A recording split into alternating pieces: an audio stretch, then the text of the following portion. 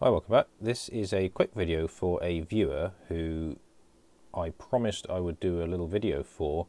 I think it was 2 months ago now. I said I would do it in a few weeks. And this viewer was asking how I set up the CNC machine that I use in Fusion360 so that you can generate CAM output for it. But let me show you how I did it. So let's go into this Untitled design, go to manufacture. We need to go to the machine library up here. Bring that in so you can see it. And if you go to the Fusion360 library, there are some generic machines, the Autodesk ones, which you can use as a basis for your own machine.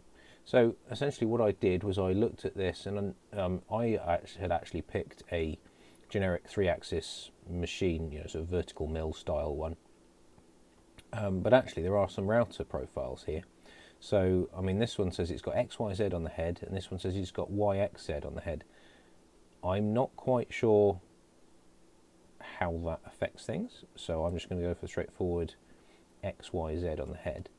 Now the tricky bit here is you can't just sort of like pick it up and drag it or right click it and do obvious things. What you have to do is you have to copy it, then you go to My Machines, local for instance, and paste the machine in. It then asks you to save it on your machine, so I will save that one in here.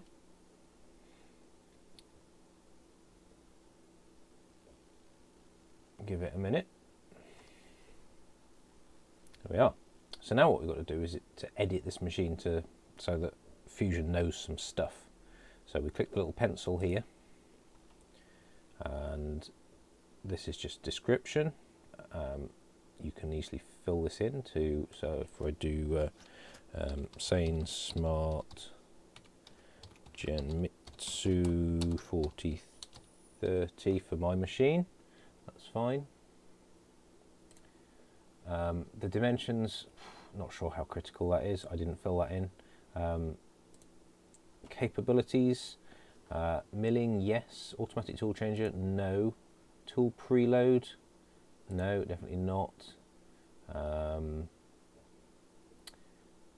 Maximum feed rate, this is the one value we get given in the manual, which is 2000 millimeters a minute. Maximum workpiece X, I suppose we get this info as well.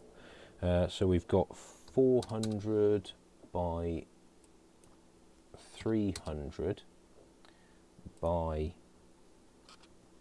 apparently 110, but I would, for the Z, it can be a bit tricky because of different length tools and so on, and the relative height, so I'd back that off a bit. I'm going to put in 90, give myself 20 millimeters of grace there.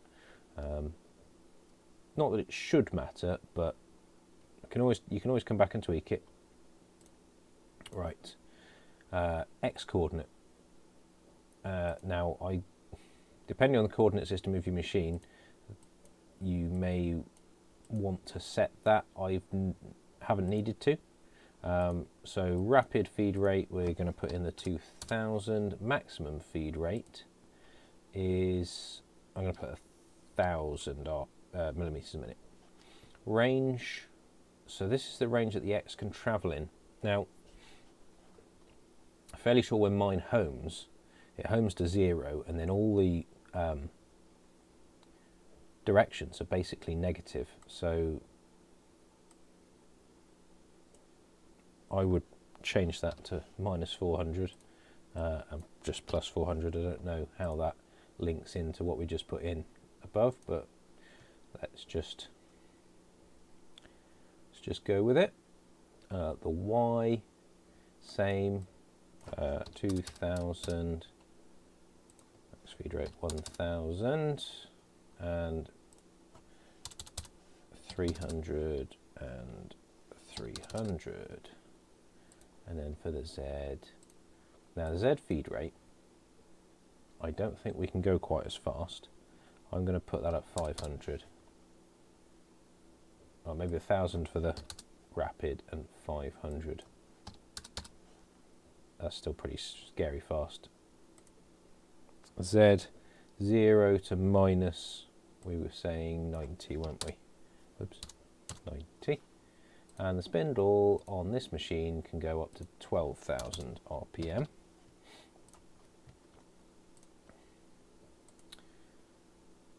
I don't think that matters because we haven't got tool changer. Coolant, no coolant whatsoever on this machine. Work offset's fine. Post processor, that's the key bit here to make it work. We click the ...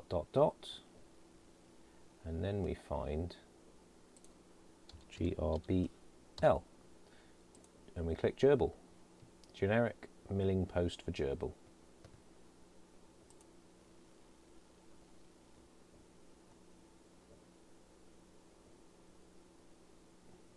So it's saying you can copy locally if you don't want it to be updated automatically, which, you know, if you're dependent on it for income, you'd probably want to do that.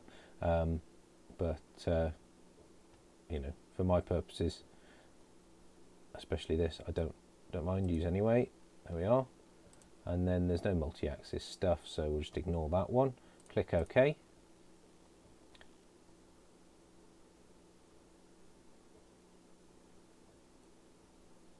And there we are.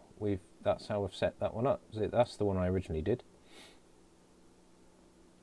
Wrong type of machine, but doesn't seem to matter. So we are. That's all there is to it. It's pretty straightforward once you know how. So I hope this helped. Thanks for watching.